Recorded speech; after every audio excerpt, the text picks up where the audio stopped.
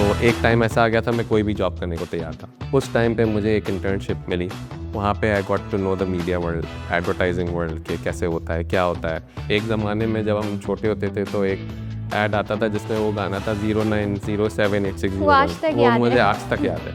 यहाँ पे जो बंदा मीडिया चला रहा है पाकिस्तान में, वो सिर्फ ये देख के खुश हो जाता है कि जी तो पाकिस्तान में मेरा प्रोडक्ट आ रहा है फॉर हाँ, एग्जाम्पल, स्पॉन्सर या ड्रामे में मेरा प्रोडक्ट आ रहा है।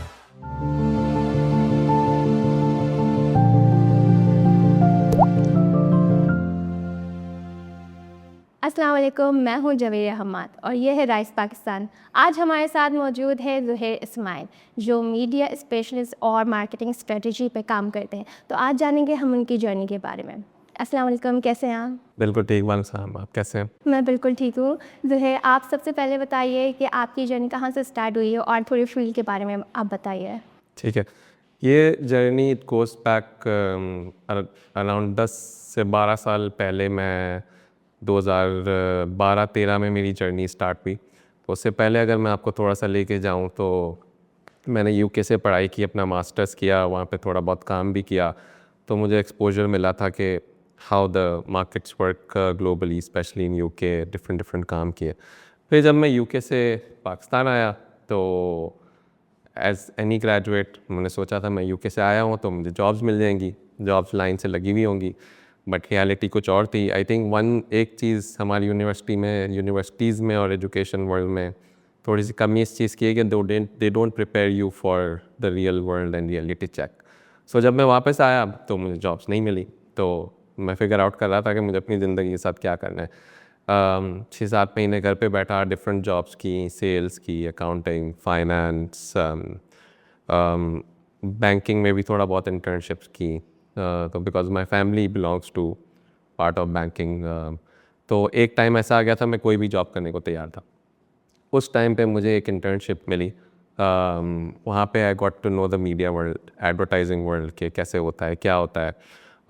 जो आप टीवी पे एक स्पॉट देखते हैं उसके पीछे कितनी सारी वर्किंग होती है। तो हमारे लिए तो एक स्पॉट है, हम टीवी पे चलाते हैं, if we want to skip it वो स्किप कर देते हैं, बट उसके पीछे जो वर्किंग और जो ब्लड एंड स्वेट होता है वो मुझे पता चला।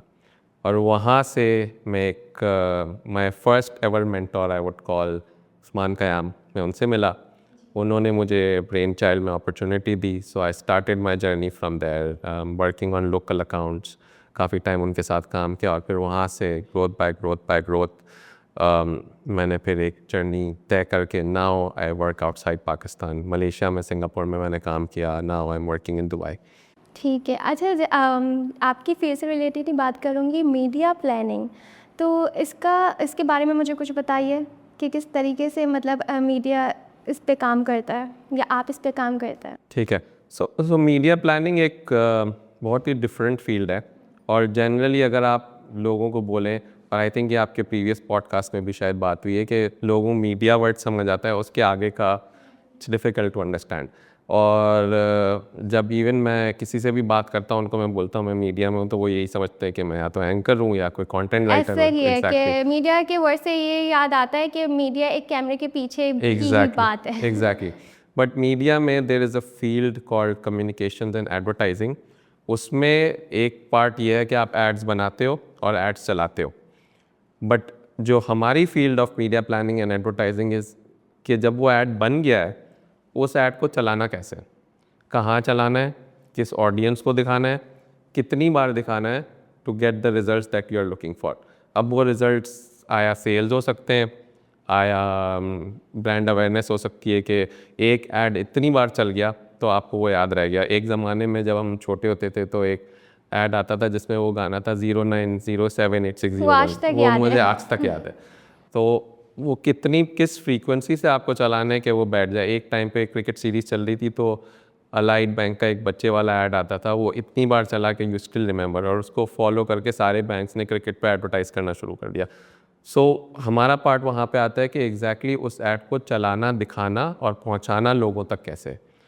ये चीज़ अर्ली 2000 से मिड 2000 में स्टार्ट हुई कि क्रिएटिव एजेंसीज जो कि ऐड बनाती हैं और मीडिया एजेंसीज जो ऐड चलाती हैं वो कम्प्लीटली डिफरेंट हो गए। पहले वो एक ही होता था और इस फील्ड में फिर एक स्पेशलिस्ट की रिक्वायरमेंट आ गई जो कि ये पूरा लैंडस्केप उस मुल्क का समझ सके और उस ऐड को ठीक से चला सके।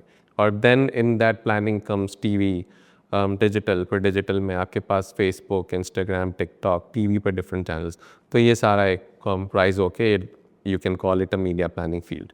सही है। तो अब आप कुछ कह रहे हैं? मैं ये कह रहा था कि यूजुअली अगर एक आम इंसान को बताना हो तो आप ये बोल सकते हैं कि वो जो टीवी पे स्पॉट चल रहा है ये मैंने चलवाया है, उसको समझ आ जाएगा, क्योंकि उसको इतनी डिटेल इतना इजीली नहीं समझ आती।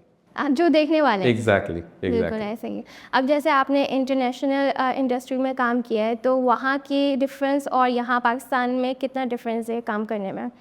आई थिंक सबसे बड़ा डिफरेंस ग्लोबल मार्केट में वर्सेस पाकिस्तान कनेक्टिविटी है। तो जब आप पाकिस्तान में रहते हो, चाहे वो आपकी पर्सनल लाइफ हो या प्रोफेशनल लाइफ हो, आप थोड़ा सा बबल में रहते हो, बिकॉज अपने मुल्क के चैलेंजेस हैं, ग्लोबल वर्ल्ड से डिस्कनेक्टेड है, इजी पाथवेज नहीं है, लॉजिस्टिक्स नहीं है, कम्युनिकेशन नेटवर्क इजी नहीं है।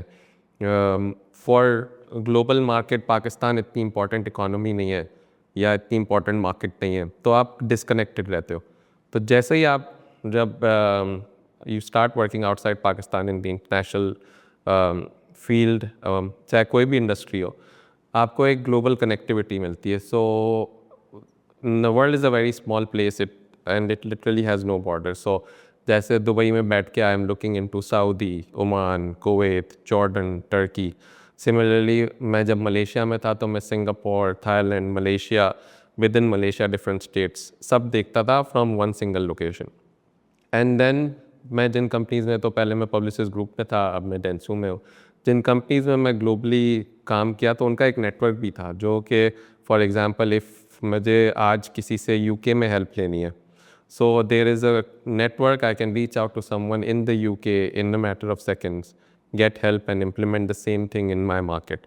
पाकिस्तान उससे डिस्कनेक्टेड है काफ़ी, क्योंकि पाकिस्तान में लॉजिस्टिकल चैलेंज है, इस वजह से पाकिस्तानीज़ को अपॉर्चुनिटीज़ भी कम मिलती हैं। एग्जैक्टली। तो वो एक स्टेप अप था, वो मेरे लिए एक बहुत बड़ी लर्निंग कर्व भी था और एक अच्छा एक्सपीरियंस था how to get into the global network.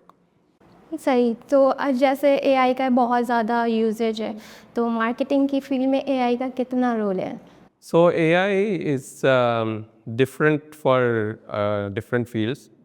Marketing में भी एआई की रिक्वायरमेंट्स बहुत डिफरेंट हैं, डिफरेंट तरीक़ों से काम होता है। First and foremost I would say कि yes, AI is taking up jobs. नए ग्रेजुएट्स के लिए जॉब्स ढूंढना मुश्किल है। एक टाइम पे हम रिपोर्टिंग के लिए 3-4 लोगों को हायर करते थे, अब हम रिपोर्टिंग के लिए शायद एक को हायर कर रहे हो जो एआई सॉफ्टवेयर चला सकते। But at the same time AI is, you need to evolve with AI.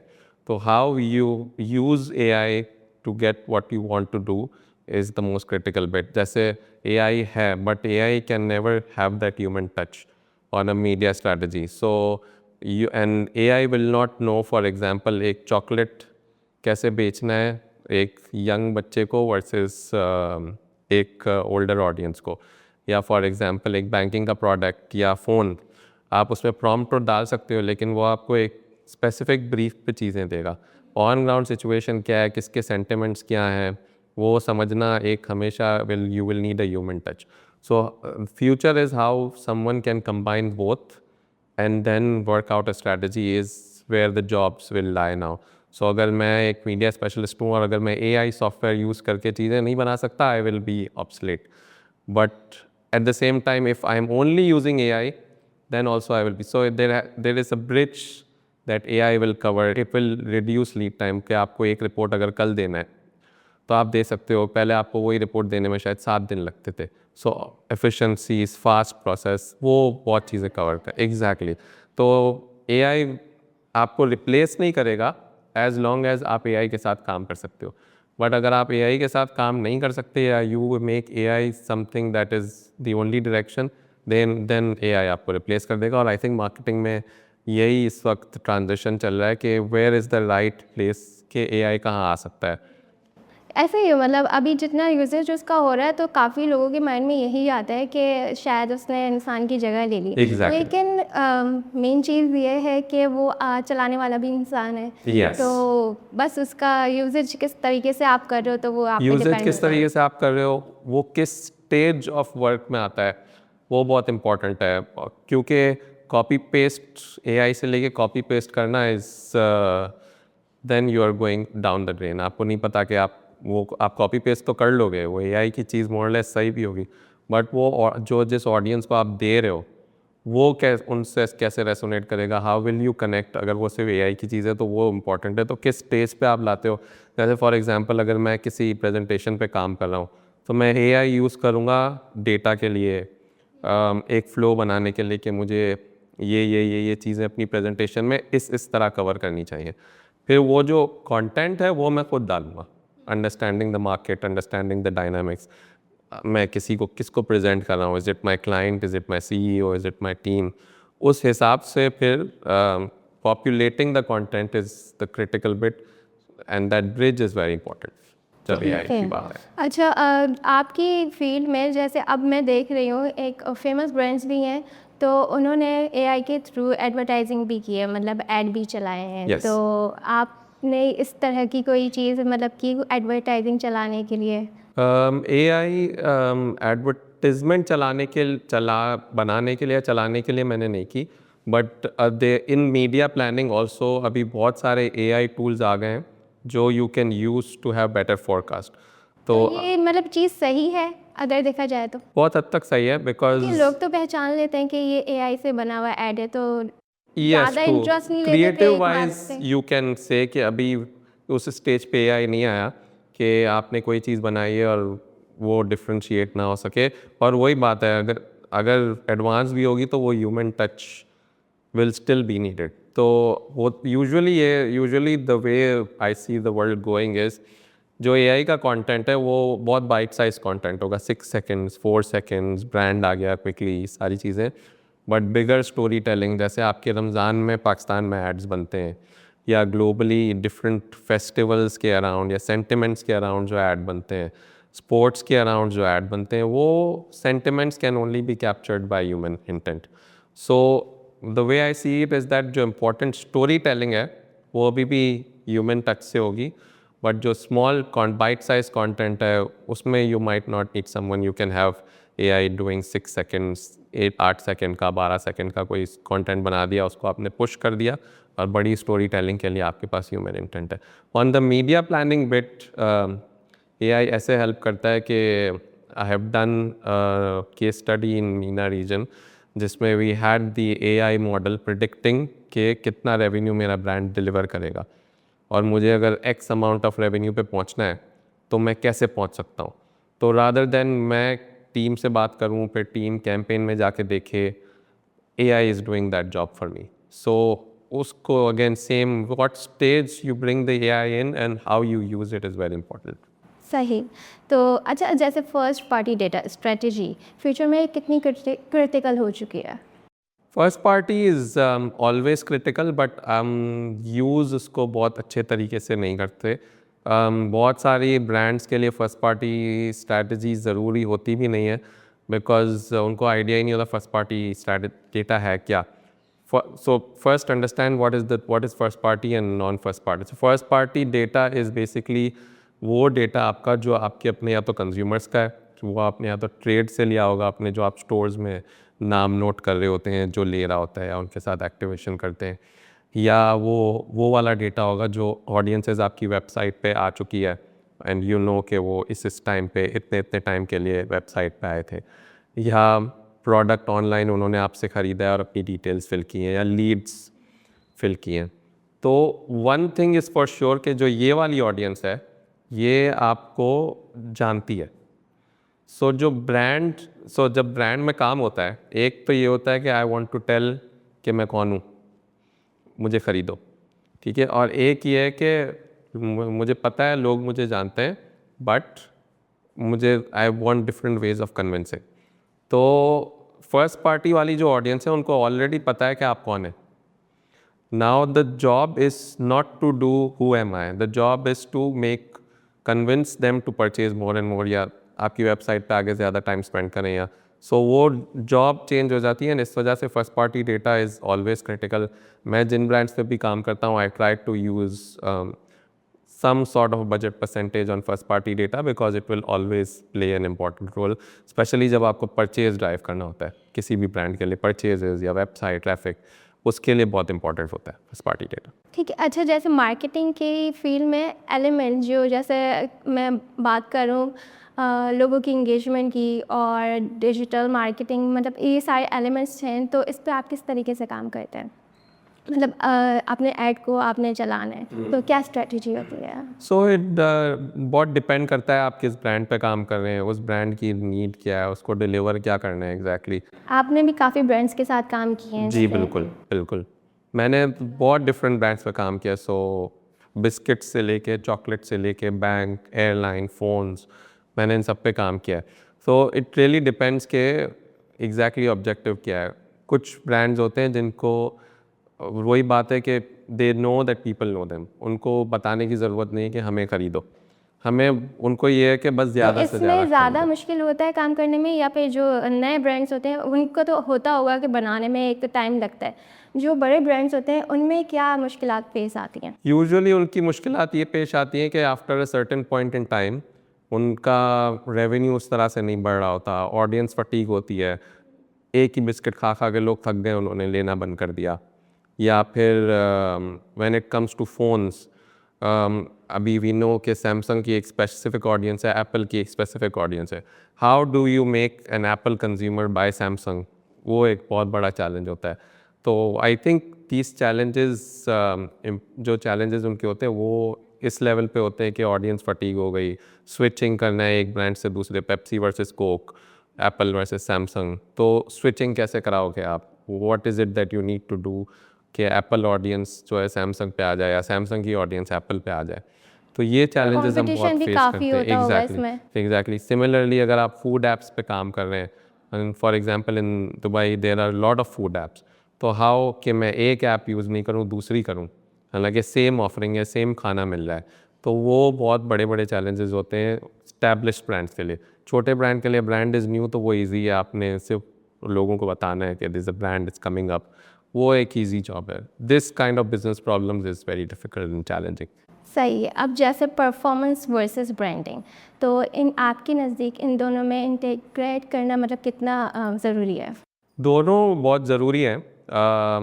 Again अगर ब्रांड बहुत ज़्यादा वॉल्यूम ड्रिवन है, जैसे उसको सेल्स क्रिएट करनी है बहुत ज़्यादा, और ये बहुत ज़्यादा उन कैटेगरीज़ में होता है जिसमें सेल्स बहुत मैटर करती है, जैसे फ़ोन्स हो गए या एयरलाइंस हो गई या बैंक्स हो गए, जिसमें you keep an eye on sales.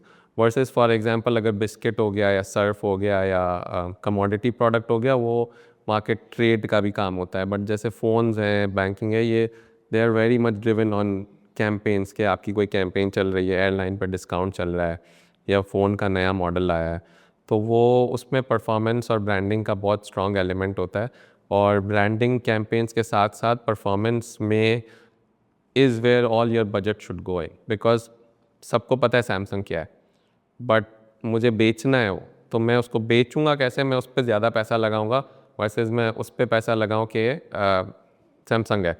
Similarly सबको पता है एमिरेट्स का, लेकिन वो एमिरेट्स की टिकट्स मैं ज़्यादा परचेज़ करवाऊंगा वर्सेस लोगों को बताने के लिए कि यार एमिरेट्स है, ये एक एयरलाइन है, ये बहुत अच्छी एयरलाइन है।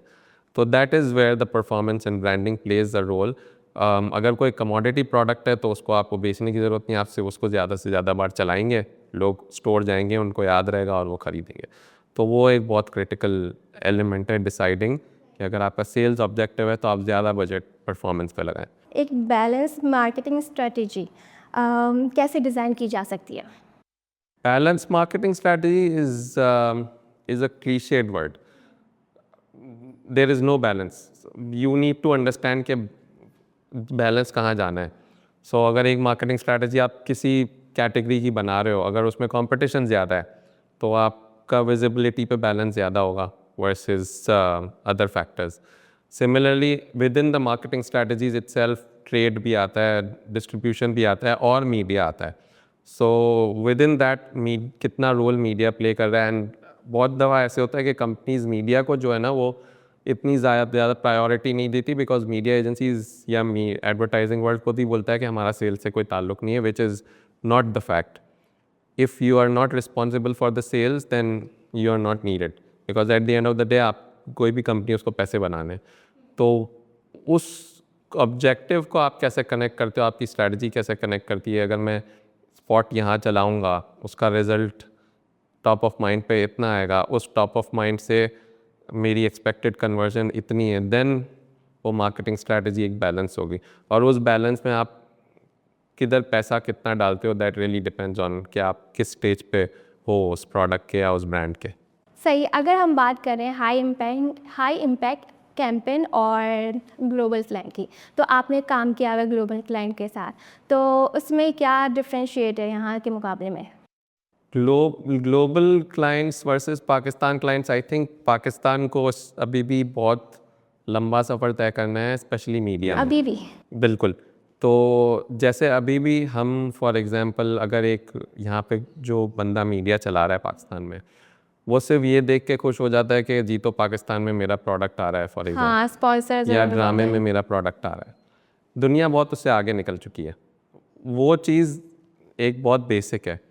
दुनिया में काम हो रहा है इन चीज़ों पे कि लोग क्या कहते हैं, फॉर एग्जांपल अगर कोई आउटडोर स्क्रीन बाहर है, तो वो आउटडोर स्क्रीन कितनी ट्रैफिक ला रही है, उस ट्रैफिक को मैं रीटारगेट कैसे कर रहा हूँ, और वो रीटारगेट कन्वर्जन में कैसे हो रहा है, ये पूरी उसके पीछे स्ट्रेटजी होती है। सिमिलरली लोग अब इस चीज़ से बाहर आ गए कि मेरा टीवी में कितना स्पॉट चला है। वो ये देख रहे हैं कि टीवी में इस ड्रामे में मेरा स्पॉट चला है, तो अगर वही बंदा स्विच कर रहा है फॉर एग्जांपल नेटफ्लिक्स पे या किसी और पे, उसको वो ऐड वहाँ पे दिख रहा है कि नहीं दिख रहा।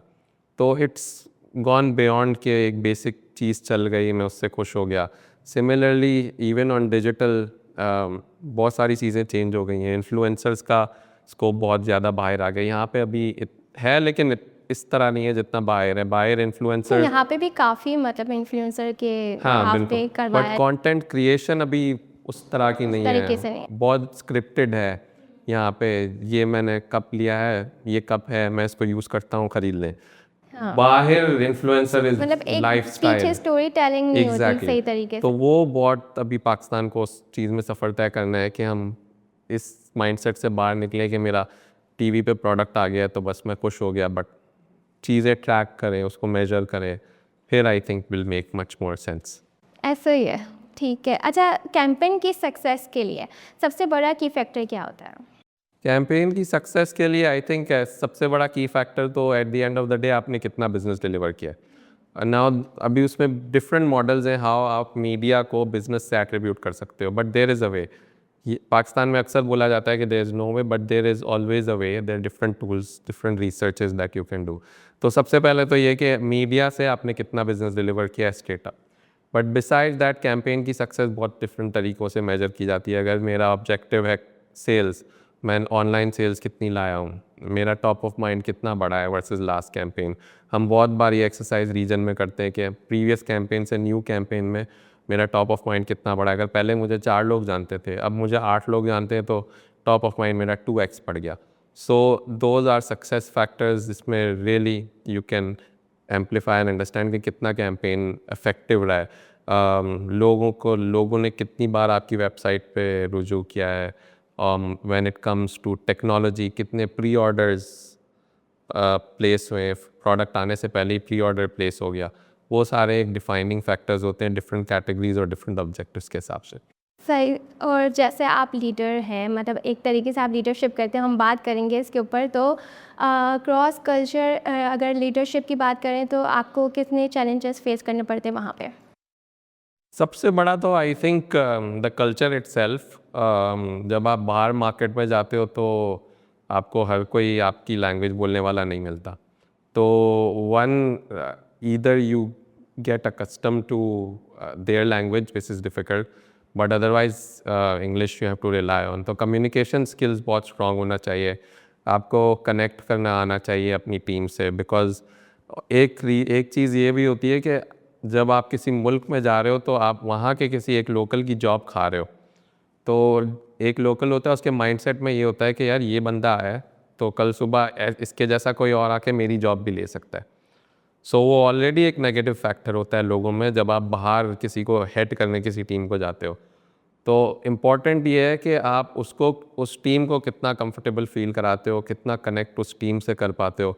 जितना जल्दी वो टीम आपको अपने कल्चर में, अपनी बैंडविड्थ में एब्जॉर्ब करेगी, it will be better for you. तो आई थिंक मेरे लिए लर्निंग सबसे बड़ी यही थी कि मैं मलेशिया जब पहली बार गया था, मैं उस टीम से इंटरेक्ट कैसे करूँ, उस टीम का हिस्सा कैसे बनूँ कि दे स्टॉप थिंकिंग मैं कोई बाहर से आया हुआ बंदा हूँ।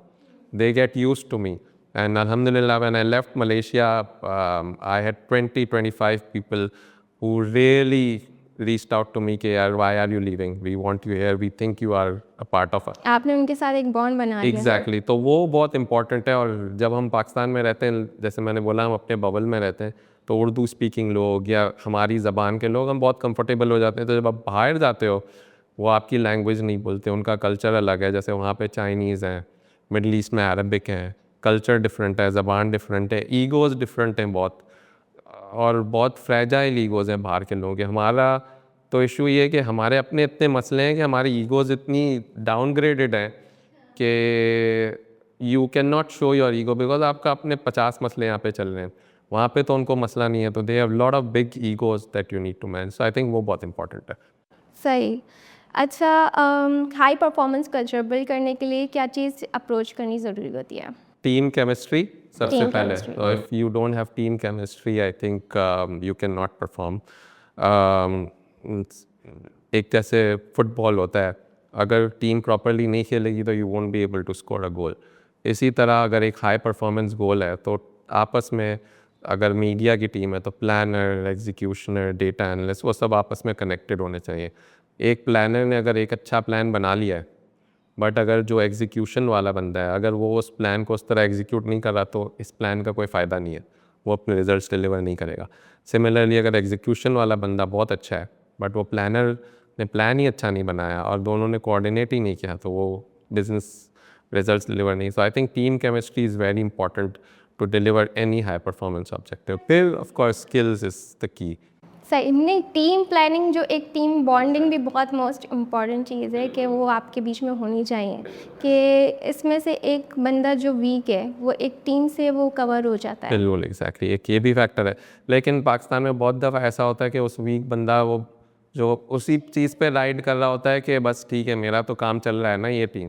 तो आई थिंक वो भी एक बैलेंस करना बहुत वो ज़रूरी होता है। आपके अंदर ही एक होनी चाहिए, जिस तो जो कहेंगे वो कि ऐसा नहीं, आज- ऐसा कल्चर हो जाए कि वो जो लैक करे वो सभी लैक करना शुरू हो जाए, बिकॉज हमारा तो काम चल रहा है ना।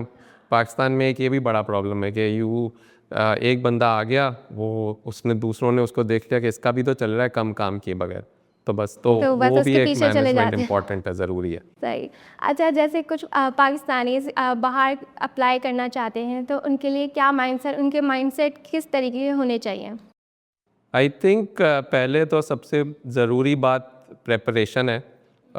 जब मैं बाहर पहली बार गया था, वो मैं काफ़ी अपनी गलतियों के बाद गया था। तो मैं पाकिस्तान में आया था, मैंने अपना काम किया, और मुझे जब बाहर काम करना था तो मैं वैसे ही चला गया, with nothing on my CV, no achievements, no experience. तो बाहर तो लेवल प्लेइंग फील्ड है ना। बाहर आपके जैसे UK के ग्रेजुएट 10 और भी हैं, और they have better exposure, better environment, better communication, better accent. तो आपको कोई वहाँ लिफ्ट नहीं कराएगा जब। तो आई थिंक प्रिपेयर्डनेस बहुत ज़रूरी है। वो प्रिपेयर्डनेस ऐसे आती है कि आप प्लान करो। मैंने अगर 5 साल बाद बाहर जाना है, तो इन 5 सालों में मैंने कुछ ऐसे ब्रांड्स पे काम किया हो जो ग्लोबली रिकग्नाइज हो, कंपनीज़ में काम किया हो। So I was very fortunate. मैं जब स्टारकॉम में था, which it got recognise in to the region, फिर वो पब्लिसिस्ट ग्रुप पाकिस्तान बन गया, एंग्रो फ्रीजलैंड कंपीना बन गया, तो मुझे ग्लोबल एक्सपोजर वहाँ से मिला। तो I think preparedness is very important. आप ऐसे, अभी हमारे यहाँ बहुत ऐसा कल्चर है कि अगर किसी का रिश्तेदार बाहर काम कर रहा है तो वो उसको मैसेज कर देता है, यार मेरी भी नौकरी लगा दे। लेकिन ये आसान नहीं होता। ऐसा होता नहीं है। अगर उसकी वो नौकरी, पहली बात तो अब आजकल की दुनिया में लगेगी नहीं, और अगर वो लग भी जाएगी तो वो he will be a fail या तो प्रोडक्ट जो एंड बाहर रह रहा है उसका खुद का एक बिजनेस होना चाहिए, तब जाके। एग्जैक्टली। तो अनलेस एंड अनटिल आपका अपना बिजनेस है and you are transferring your business, even then उसमें आपको कल्चर सीखना पड़ता है, मार्केट सीखनी पड़ती है। For someone who is doing a job, बहुत सारी प्रिपेयर्डनेस और प्लानिंग उसके लिए चाहिए होती है। तो जब मैं ये धक्के खा के मुझे एहसास हो गया, जब मैं बाहर वापस आया, तो मैंने ये प्लान किया कि इस तरह स्टेज पे मुझे काम करके फिर I will start applying abroad and then हालांकि आप बाहर से ही पढ़कर आए Exactly. थे और आपकी उसके डिग्री भी वो बावजूद, थी, yes. इसके बावजूद भी वो एग्जैक्टली मुश्किलें तो पेश जब आई। मुझे जो पहली जॉब मेरी बाहर की मिली थी वो was totally based on my experience in Pakistan over a chocolate product that I have worked on. So if I had not worked on those brands and I had not planned it, तो might still be मैं अभी भी कहीं और job ढूंढ रहा होता. I think planning बहुत important. अच्छा, जैसे कि पाकिस्तानी जो हैं वो यहाँ पे बैठ के ऑनलाइन काम कर रहे होते हैं बाहर की कंपनी के साथ, तो वो एक्सपीरियंस मायने जाता है, मतलब बाहर की कंपनी इस चीज़ को आई लेती है? थिंक बिल्कुल करता है, बट अगेन डिपेंड करता है कि अगर आप कोई फ्रीलांस प्रोजेक्ट कर रहे हो इसका इतना कोई स्टैंडिंग नहीं है इन द मार्केट, तो वो शायद इतना सीवी पे अट्रैक्ट नहीं करेगा. बाहर की preparation is all about how attractive your CV is in terms of experience. अगर मैं किसी पाकिस्तान 5 गोरों को छोड़ के किसी पाकिस्तानी को हायर कर रहा हूँ, ऑलरेडी एक पाकिस्तान रिस्क कंट्री है, वहाँ से लोगों की इमिग्रेशन हिस्ट्री अच्छी नहीं है, people run away, stuff like that. तो अगर मैं किसी पाकिस्तानी को हायर कर रहा हूँ, उसकी वीज़ा कॉस्ट दे रहा हूँ, उसका अकोमोडेशन कॉस्ट दे रहा हूँ, उसको बुला रहा हूँ, वो ऐसी क्या चीज़ टेबल पे ला रहा है जो दूसरे नहीं ला रहे. तो one factor is that we are prepare to work on a much lower salary versus जो रेस्ट ऑफ द वर्ल्ड है. सो वो आपको ऑलरेडी एक एडवांटेज में खड़ा करता है, but that advantage needs to be supplemented कि आप के पास वो एक्सपीरियंस है वो जो ढूंढ रहे हैं. तो जब वो दोनों कंबाइन होता है then it becomes very easy to shift from Pakistan to abroad. सही, अभी आपने बीच में इसी में बात कर दी जो मैं सवाल पूछने वाली थी, जैसे कि अब्रॉड जॉब्स के लिए वीज़ा और कंपटीशन के सबसे बड़े चैलेंजेस क्या होते हैं जो आजकल चल रहे हैं? आजकल थोड़े ज़्यादा इश्यूज़ हैं, specially when it comes to South Asia market. सिर्फ पाकिस्तानी नहीं है, इंडिया, बांग्लादेश, उनको भी वीज़ाज़ के इश्यूज़ हैं, हमारे थोड़े से ज़्यादा हैं. बट हैविंग सेड दैट, मैंने बहुत सारे लोगों से मैं मिला हूँ जिनको जॉब्स मिली हैं, उनको वीज़ाज़ भी मिले. आई थिंक थोड़ी सी बेटर प्लानिंग चाहिए. आपकी ट्रैवल हिस्ट्री क्लीन होनी चाहिए, Experience की वजह से एक्सपीरियंस भी- होना चाहिए, आपकी डॉक्यूमेंट्स लेजिट होने चाहिए. यूजुअली ये होता है कि आपने पढ़ा कहीं से होता है, फिर आप डेस्परेशन में एक और सर्टिफिकेट कहीं से ले लेते हो दिखाने के लिए, वो नहीं, attestations, verification of degrees. I think ये बहुत ज़रूरी है. तो विच इज़ वाई अगर अब आज के किसी बंदे को बाहर पाकिस्तान से जाके काम करना है, उसके लिए बहुत सारी प्लानिंग की ज़रूरत है. वो शायद 7-8 साल पहले इतनी ज़रूरत नहीं थी जितनी अभी है. अभी काफ़ी चैलेंजेस ज़्यादा आ गए है, हैं yes. और कंपटीशन भी आ गए, तो उस वजह कंपटीशन से भी टफ हो इन द गया है। सेंस ये आ रहा है कि बहुत सारे कंट्रीज़ जो हैं वो उनकी economies like Europe, there economy is going down. UK की इकोनॉमी अच्छी नहीं है, तो यूके से I think in last 2 years जितने गोरे मिडल ईस्ट आए हैं उतने पिछले 10 सालों में नहीं है.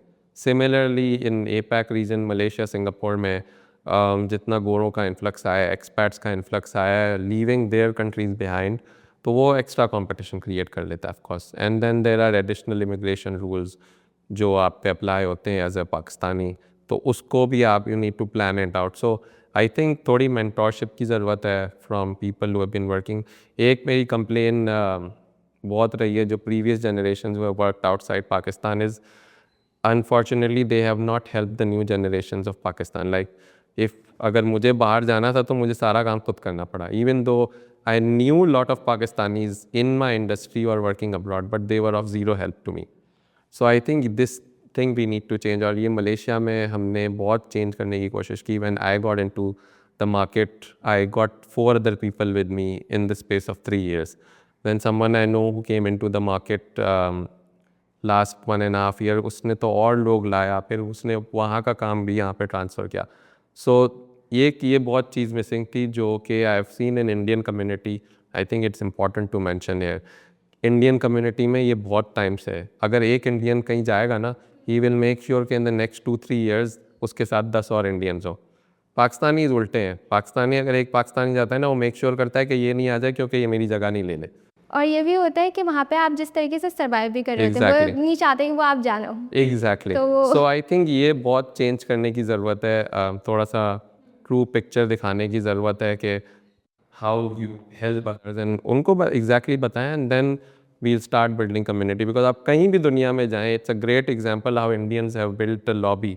You go to Singapore Indian lobby है, you go to Dubai Indian lobby है, मलेशिया, और उनका सिर्फ एक रूल है, चाहे वो जो इंडिया में उसका बंदा बैठा हुआ है वो he might not be a high performer but he will make sure because he is Indian वो उसको वहाँ पे लाए, और इस तरह फिर वो लॉ भी एक्सपैंड होती है।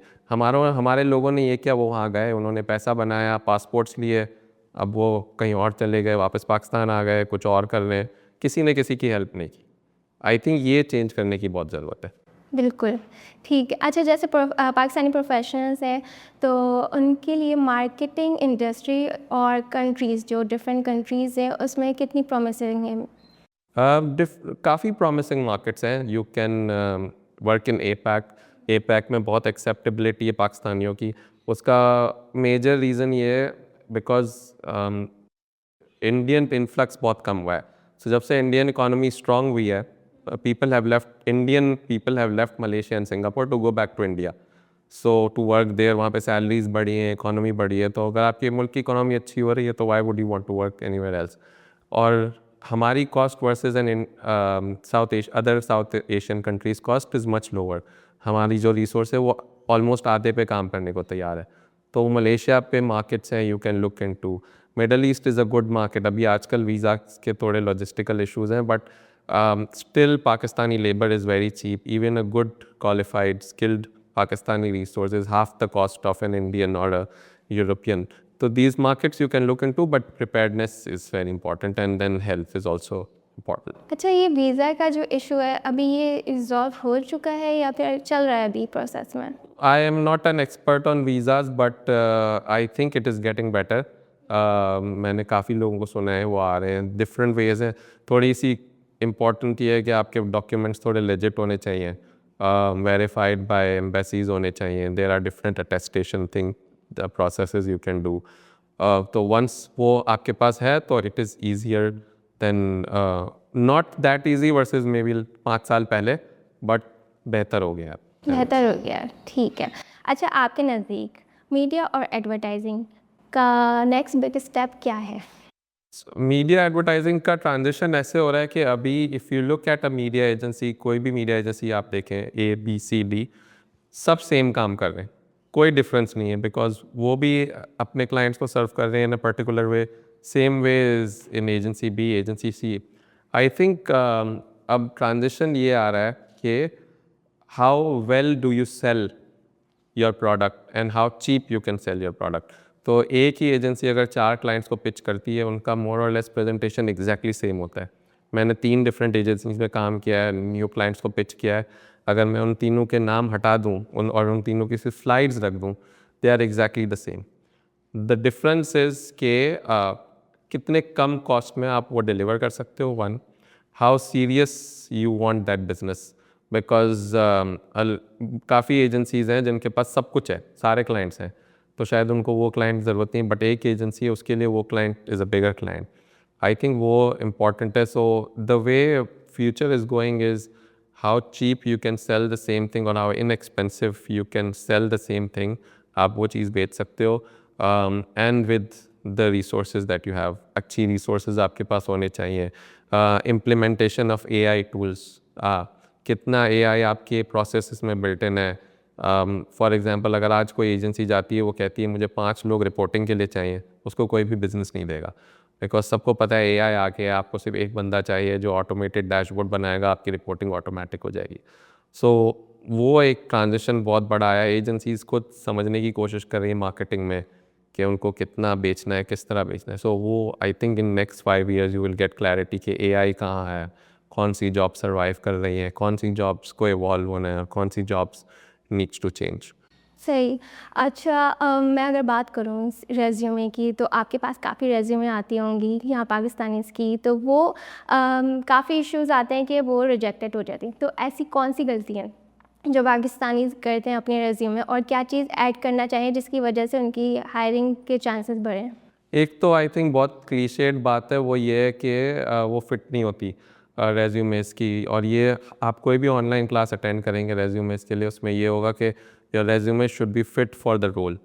कि अगर एक जॉब डिस्क्रिप्शन मीडिया प्लानर का है, तो उसमें जो जॉब डिस्क्रिप्शन में कीवर्ड्स हैं कि एक जब भी जॉब पोस्ट होती है उसमें वो जॉब डिस्क्रिप्शन होता है मीडिया प्लानर को ये क्वालिफ़िकेशन होनी चाहिए, उसको ये आना चाहिए। जब लोग सीवीज़ भेजते हैं ना, वो एक रैंडम जेनेरिक सीवी होती है, मैं यहाँ पे हूँ, मैंने ये काम किया है और ये मेरे ये डिटेल्स हैं। रादर देन दैट सीवी एक ऐसे होनी चाहिए कि मैं यहाँ हूँ, मैंने इस काम में ये डिलीवर किया। So for example, basic example is, अगर कोई मीडिया प्लानर है, he can instead of writing कि मैं मीडिया प्लान करता हूँ इन ब्रांड्स का, ही कैन राइट कि मैंने इन ब्रांड्स पे मीडिया प्लान बना के ये डिलीवर किया है, फॉर एग्जांपल, या नंबर ऑफ कैंपेन्स और जो भी उसकी कैपेसिटी में। आई थिंक ये बहुत इंपॉर्टेंट है। सेकेंडली, हर जॉब के लिए अप्लाई ना करें जस्ट इन द डेस्परेशन कि आपको जॉब मिल जाए। वो एक हमारी अगेन एक कल्चर है कि बस मुझे जॉब मिल जाए किसी तरह, कहीं भी मिल जाए, इंस्टेड ऑफ कहीं भी मिल स्पेशलाइजिंग जाए। Into something. तो वो एक इम्पॉर्टेंट फैक्टर है when it comes to resumes. ठीक है, तो इस चीज़ पे इनको बिल्कुल, काम करना चाहिए। ठीक आई है, थिंक ये बहुत ज़रूरी है। थैंक यू सो मच आपने इतनी इन्फॉर्मेटिव बातें की और काफ़ी अच्छी कन्वर्सेशन रही। उम्मीद है देखने वालों को काफ़ी कुछ सीखने को भी मिला होगा। बिल्कुल। लास्ट क्वेश्चन ये है कि राइस पाकिस्तान की ऑडियंस को आप क्या मैसेज देना चाहेंगे? या I think Rise Pakistan itself पे मेरा इंटरेस्ट ये हुआ because it's Rise Pakistan. I think audience, I hope इस पॉडकास्ट से कुछ लर्निंग्स ले सकें on how to better plan the changes they should expect if they are, वो सोच रहे हैं मीडिया इंडस्ट्री एडवर्टाइजिंग वर्ल्ड में आने का। And itself just a message के आई थिंक सबसे इम्पॉर्टेंट मैसेज जो आजकल मैं देने की कोशिश कर रहा हूँ is people living, Pakistanis living abroad should help Pakistanis in Pakistan.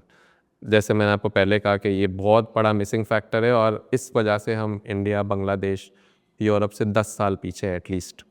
तो आज हम स्टार्ट करेंगे तो 10 साल बाद हमारी लॉबीज़ बनना शुरू होंगी। तो एक वो बहुत इंपॉर्टेंट है। यही कतरा कतरा बन के दरिया बनता है। बिल्कुल, एग्जैक्टली। ठीक है, thank you so much once again और थैंक यू सो मच आपके देखने के लिए, हमारे साथ रहने के लिए। हमारे चैनल को सब्सक्राइब कीजिए। मिलते हैं नेक्स्ट एपिसोड में। बहुत सारा ख्याल रखिएगा। अल्लाह हाफ़िज़।